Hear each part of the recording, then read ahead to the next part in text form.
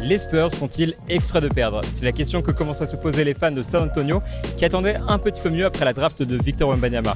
Je suis Benjamin Houbèche, correspondant à San Antonio pour le Disport, et aujourd'hui je me suis penché sur la question: les Spurs sont-ils en train de tanker?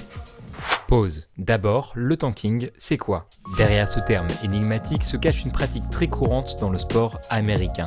Tanker, ça veut dire perdre volontairement les matchs dans le but d'avoir un choix plus élevé à la draft. En NBA, ce sont les moins bonnes équipes qui ont le plus de chances de récupérer le first pick et qui se partagent les meilleurs choix à la draft. Les Spurs, par exemple, ont pu recruter Victor Wembanyama grâce à leur saison 2022-2023 catastrophique.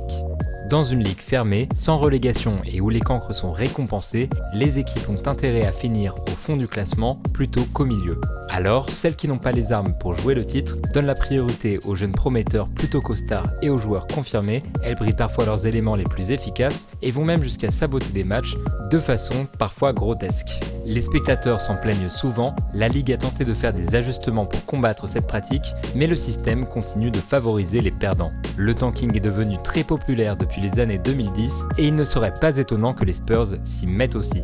C'est surtout les restrictions autour de Victor Wembanyama, le meilleur joueur de l'équipe, qui interrogent les supporters. Beaucoup pensent qu'en limitant son temps de jeu et en le mettant fréquemment au repos, la franchise tente de limiter le nombre de victoires.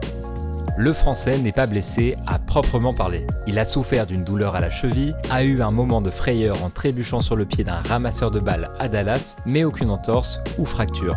Greg Popovich explique que ce protocole a été mis en place pour protéger Wembanyama, mais des médecins du sport aux États-Unis ont contesté son efficacité. Certains estiment donc que c'est une manière pour la franchise de tanker, ça se tient, mais il est impossible de le dire avec certitude. Même si les équipes arrivent généralement à camoufler ce genre de stratégie, la démarche de San Antonio semble sincère.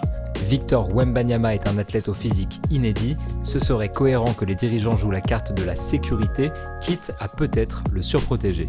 De plus, cette situation est frustrante pour le joueur, il comprend les intentions des décisionnaires, mais proteste contre ces restrictions, un petit conflit dont les Texans se seraient sans doute bien passés.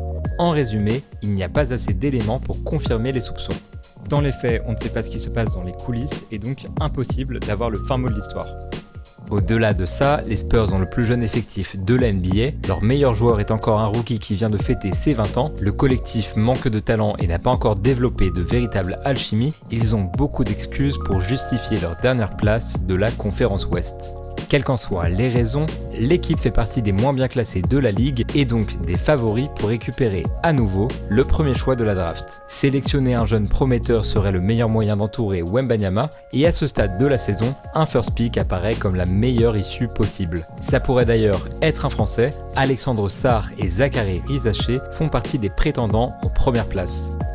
Alors, les Spurs font-ils exprès de perdre? Il faut croire que nous n'aurons pas de réponse claire à cette question, mais quoi qu'il en soit, à la fin de l'année, toute cette situation devrait leur profiter.